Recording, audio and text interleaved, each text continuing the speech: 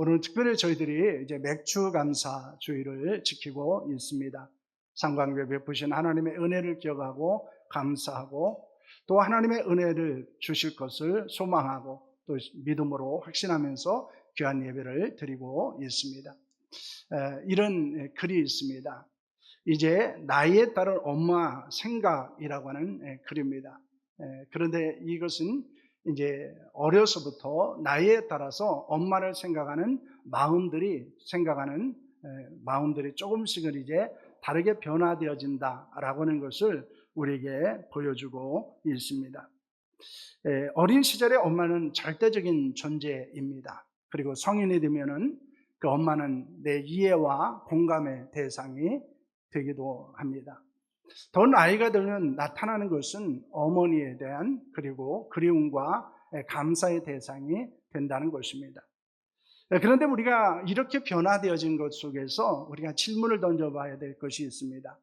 어머니가 변한 것인가? 라는 것입니다. 다시 말하면 우리가 더 많은 은혜를 베푸시고 더 많은 일들을 우리에게 행하시기 때문에 어머니의 나이가 들어갈수록 우리의 나이가 들어갈수록 그렇게 변화되어지는가라고 하는 것입니다. 그런데 그것은 아니라는 것입니다.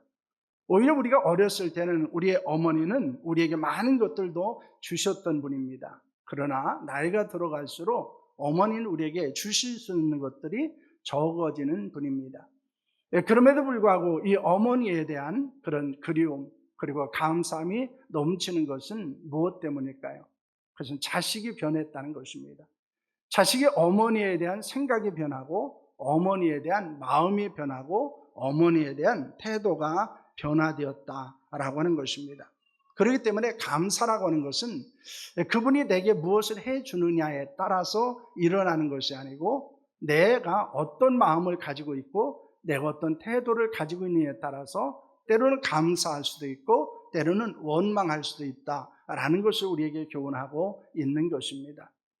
그러므로 감사의 마음은 어디에 있습니까? 마음과 태도의 변화로부터 시작된다라고 할 수 있습니다. 그래서 우리가 다른 사람에 대해서 어떤 마음을 갖게 되느냐 그리고 어떤 태도를 갖게 되느냐라고 하는 것은 원망과 감사에 있어서 매우 중요한 것임을 우리에게 말씀하고 있습니다. 우리가 맥주 감사절은 하나님의 은혜를 기억하고 감사하는 절기입니다. 단순히 풍성한 수확을 주신 은혜에 대해서 감사하는 것을 뛰어넘어서 이제 고난과 기쁨 속에서도 변함없이 인도하신 하나님의 은혜를 기억하며 감사하는 것일 수 있습니다. 때로는 고난 속에서도 감사할 수 있고요. 때로는 기쁨 속에서도 감사할 수 있습니다. 왜냐하면 하나님께서 변함없이 나와 동행하시고 그리고 나를 인도하시고 나와 함께 하신다는 사실을 우리가 믿기 때문입니다. 오늘 우리가 함께 읽은 본문은 요엘 선지자의 말씀입니다. 그가 활동하던 시대는 극심한 메뚜기 재앙이 있었습니다. 그래서 가뭄으로 인해서 모든 것이 황폐된 절망적인 상황이었습니다. 애써 농사를 지어놓으면 메뚜기로 인해서 수확을 거둘 수 없었을 뿐만 아니라 곡식을 뿌려놔도 가뭄으로 인해서 그 곡식이 자라지 않는 그런 상황과 환경 가운데 있었던 것입니다. 모든 희망이 사라진 그때 하나님께서 놀라운 회복과 풍요를 약속하십니다. 그리고 선포하고 있습니다.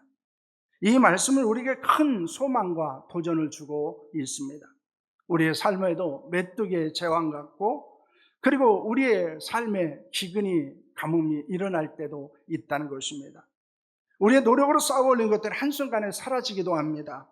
소중한 것들을 잃어버리고 고통을 경험하기도 합니다. 그러나 오늘 말씀은 바로 그런 절망적인 순간에 하나님의 말씀은 유효하고 그리고 그 약속을 붙잡을 때 우리에게는 기쁨과 즐거움이 회복될 수 있음을 교훈하고 있습니다. 오늘 맥주감사절을 맞이하면서 우리가 감사가 어떠해야 되는지 또한 우리가 기쁨과 즐거움의 근원이 어디에 있는지에 대해서 함께 말씀을 나누는 시간을 가지려고 합니다.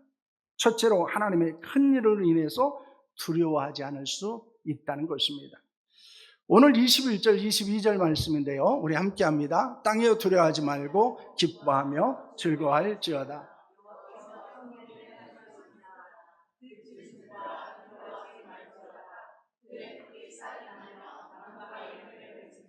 무화과 나무와 포도나무가 다 심을 내는도다.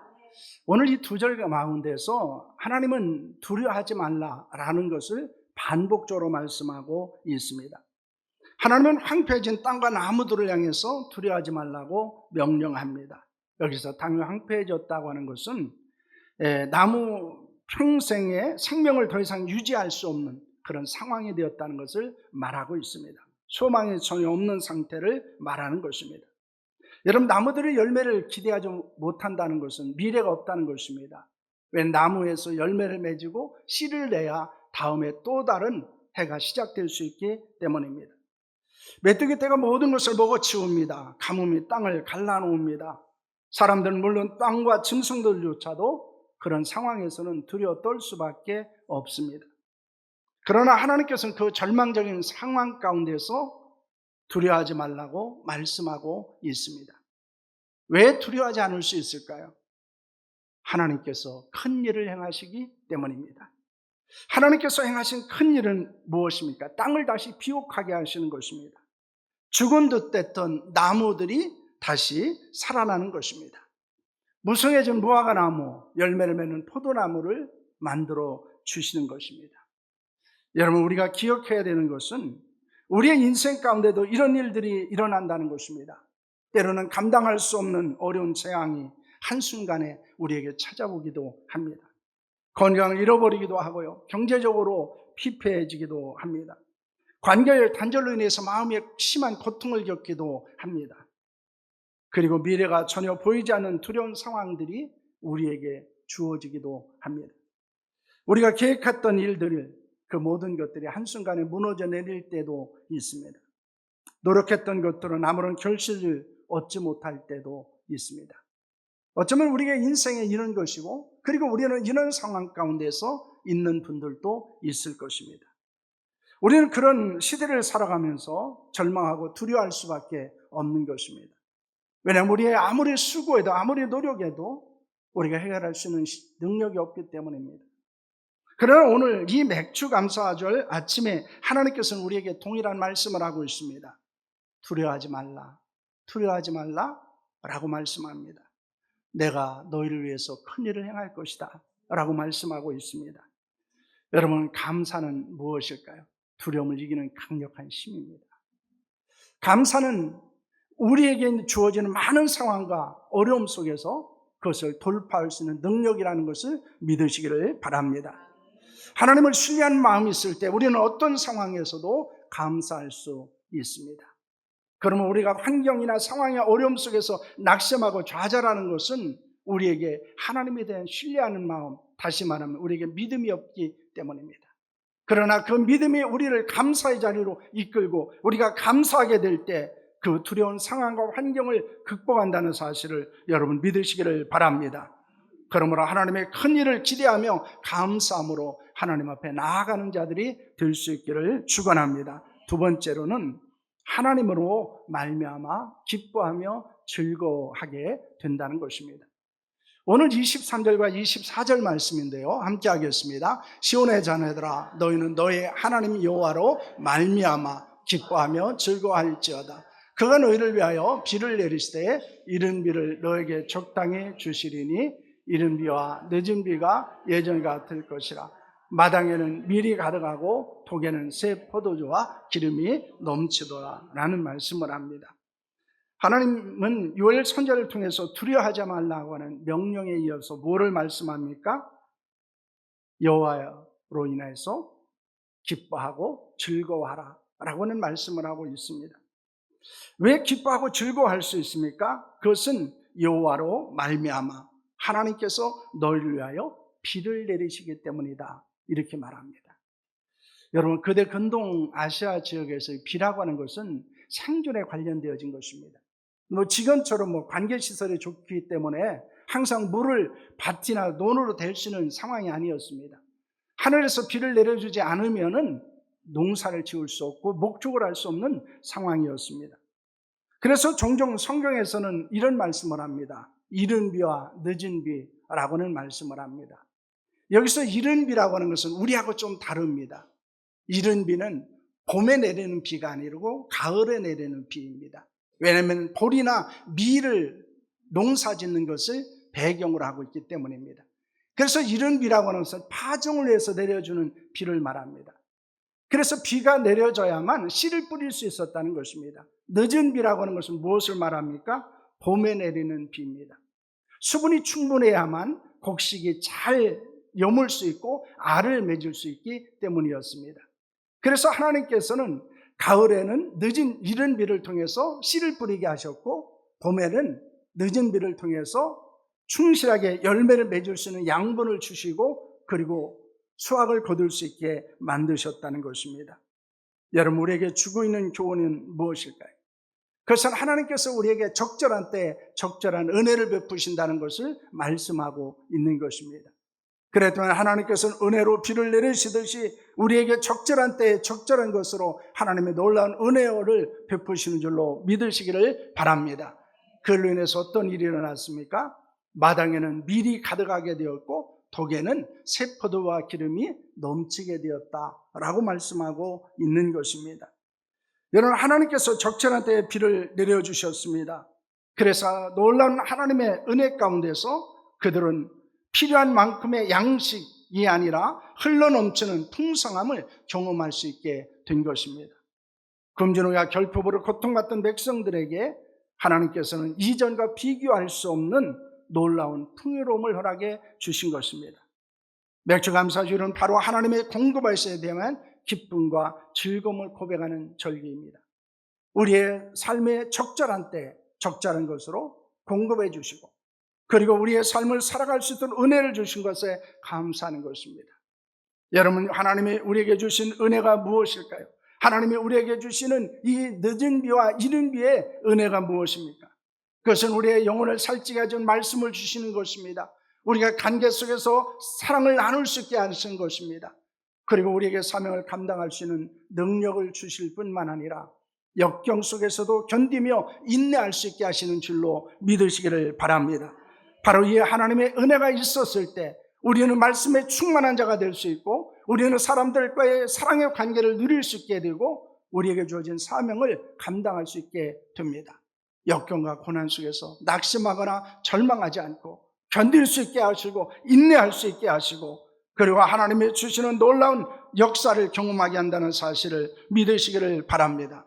하나님께서 우리에게 부어주시는 은혜의 비는 물질적인 것만 아닙니다. 영적인 것을 포함하고 있습니다. 하나님이 없는 성공과 부유함은 실패입니다. 그것은 가난일 수밖에 없습니다. 우리의 기쁨과 즐거움은 세상의 소유나 환경이 좌우하는 것이 아닙니다. 그것은 오직 여호와 하나님으로 말미암는다는 사실을 믿으시기를 바랍니다. 그렇기 때문에 하나님은 요엘 선지자를 통해서 나로 말미암아 너희에게 비를 내려주시겠다고 말씀하고 있고, 그 비를 통해서 그들의 삶의 필요들을 채우실 뿐만 아니라 그들의 영혼을 소성케 하신다는 사실을 여러분 믿으시기를 바랍니다. 하나님의 은혜는 적절한 때에 적절한 은총으로 우리에게 내리시는 비와 같다는 사실을 믿으시기를 바랍니다. 그리고 우리는 그렇게 기도하셔야 합니다. 하나님, 내게 적절한 때 적절한 것으로 공급하시는 은혜의 비를 내려 주시옵소서. 그래서 우리의 삶에 하나님의 살아계심과 하나님의 영광을 경험하는 자로 살게 해 주옵소서. 여러분, 이렇게 기도하시면서 감사하는 삶을 살아갈 수 있기를 소망합니다. 셋째는 하나님의 놀라운 일로 찬송할 수 있다는 것입니다. 여러분, 25절까지 26절 말씀인데요, 함께 합니다. 내가 전에 너희에게 보낸 큰 군대고 메뚜기와 느치와 황충과 팥충과 먹은 횟수대로 너에게 갚아주리니.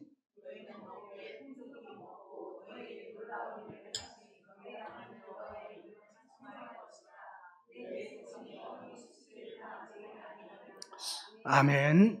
하나님께서는 단순히 수확을 풍족하게 하시는 것으로 마치지 않습니다. 하나님은 메뚜기 떼가 잡아먹은 횟수대로 갚아주시겠다, 이렇게 말씀하고 있습니다. 여러분, 이것이 우리에게 주는 의미가 무엇입니까? 과거의 상처와 손실을 회복하고 보상해 주신다는 것입니다. 이 약속은 우리에게 엄청난 위로와 소망을 줍니다.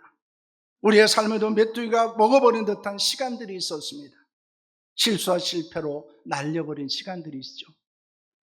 사고나 질병으로 고난으로 아무것도 할 수 없었던 무기력한 시간들도 있습니다. 인간관계의 상처로 인해서 영혼이 피폐해진 경우들도 있습니다. 그런 과거의 아픔과 손실 때문에 현재의 삶까지 고통스럽게 살아가기도 합니다. 종종 성도들의 모습을 볼 때 안타까울 때가 있습니다.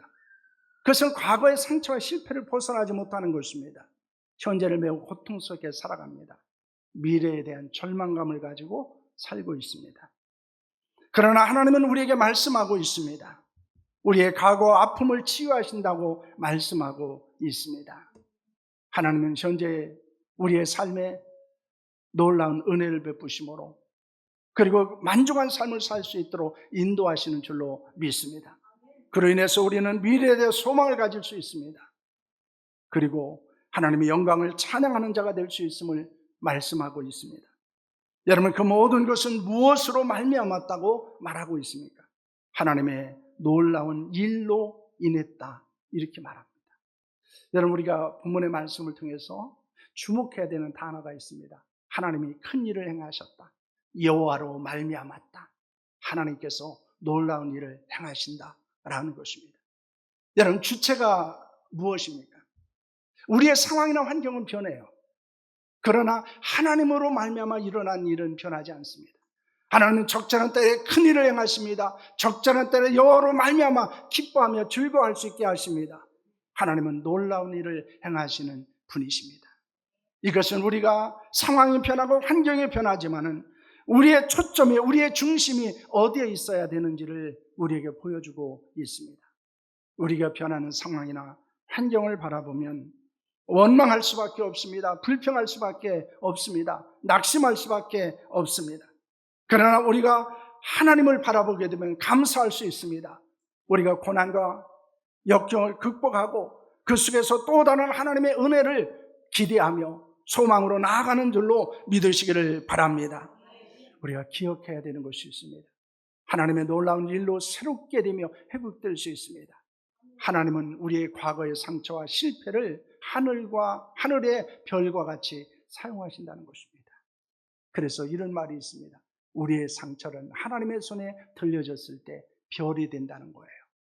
하나님은 우리의 상처를 통해서, 우리의 결핍을 통해서, 우리의 실패를 통해서 우리의 삶을 성장시켜 나가시는 분이십니다. 우리는 이것을 믿어야 합니다. 그럼 우리는 우리에게 주어진 상처나 실패에 원망하지 않을 수 있습니다. 절망하지 않을 수 있습니다. 오히려 하나님의 역사를 기대하고 하나님의 놀라운 일을 감사하며 찬양하는 자가 될 수 있다는 사실을 믿으시기를 바랍니다. 그럼 우리의 감사는 바로 이 하나님의 놀라운 역사를 경험하는 데 있습니다. 그리고 이것은 이미 우리에게 일어났습니다. 그런데 우리가 그것을 발견하지 못했을 뿐입니다. 하나님의 은혜는 항상 우리에게 주어지고 있고요. 그리고 하나님의 큰 일을 행하시고 우리에게 기쁨과 즐거움을 주시고 우리에게 놀라운 일을 행하시는 그 하나님은 변함없이 우리와 함께 하십니다. 그리고 우리를 향해서 그 일들을 행하셨다는 것입니다. 그러나 우리는 영적으로 성장하지 않았기에, 성숙하지 않았기에 우리가 그 은혜를 모르고 살아오고 있었을 뿐입니다. 오늘 이 감사주일을 맞이하면서 우리의 눈을 열어서 하나님이 걸어간 영광을 보는 자들, 하나님의 놀라운 일을 보고 하나님의 큰 일을 보는 자들이 될 수 있기를 소망합니다. 우리에게 주어진 상황이나 환경을 바라보는 자들이 아니고 하나님을 주목하는 자로 살아갈 수 있기를 축원합니다. 그렇다면 하나님으로 말미암아 큰 일과 놀라운 일의 결과는 무엇이라고 말씀합니까? 27절 말씀입니다. 함께합니다. 그러므로 내가 이스라엘 가운데에서 너희 하나님 여호와가 되고 다른 이가 없는 줄을 너희가 알 것이라. 내 백성이 영원히 수치를 당하지 아니하리로다 라는 말씀을 합니다. 여러분, 이것은 하나님께서 큰 일을 행하시고 그리고 놀라운 일을 행하시고 여호와로 말미암아 기쁨과 즐거움을 경험하는 자가 드리는 고백입니다. 그는 무엇이라고 말합니까? 하나님 여호와가 되고 다른 이가 없는 줄을 너희가 알 것이라. 내 백성이 영원히 수치를 당하지 아니하리로다 라는 말씀을 하고 있습니다. 그들은 그렇게 하나님께서 큰 일을 행하시고 놀라운 일을 행하시고 기쁨과 즐거움을 주시는 하나님을 경험하며 그들은 고백합니다. 하나님은 나와 함께 하십니다. 고백합니다. 하나님은 나의 유일한 분이십니다. 라는 신앙을 고백하게 됩니다. 뿐만 아니라 내일도 함께 하신 하나님, 내일의 삶을 인도하시는 그 하나님의 은혜를 확신하며 살아가게 된다는 것입니다. 하나님의 큰 일과 놀라운 일을 인해서 우리에게는 하나님의 사랑과 능력을 깨닫게 되는 것입니다. 우리의 건강, 우리의 가정, 우리의 일터, 우리가 누리는 평안, 그 모든 것은 하나님이 없이는 불가능합니다. 맥주 감사에 드리는 우리의 감사는 하나님의 임재에 대한 고백입니다. 나를 떠나지 않으신 하나님, 나와 함께 하신 하나님, 그리고 어떤 상황, 어떤 환경 가운데서도 내 삶을 인도하신 하나님에 대한 신앙의 고백입니다. 그리고 오직 하나님밖에 없습니다. 내게는 하나님이 전부입니다. 라고는 하나님의 유일하심에 대한 고백입니다. 그러므로 우리는 이 감사주의를 보내면서 두 가지를 고백해야 됩니다. 첫째는 하나님의 임재입니다. 나와 함께 하신 하나님입니다. 또 하나는 하나님 외에는 아무것도 내게 존재하지 않는다는 거예요. 하나님만이 나의 전부이고 능력이라는 고백입니다. 우리의 힘이나 재물이 아니라 오직 하나님만이 나의 하나님이시며 나의 모든 필요를 채우시는 유일하신 분임을 고백할 수 있기를 소망합니다. 우리 안에 계시는 전능하신 하나님 인해서 우리는 어떤 상황 속에서도 무너지지 않습니다. 흔들리지 않습니다. 담대할 수가 있습니다. 그리고 존귀한 인생을 살아갈 수 있는 줄로 믿으시기를 바랍니다. 우리의 기쁨과 즐거움과 감사의 근원은 오직 하나님밖에 없음을 고백할 수 있기를 소망합니다.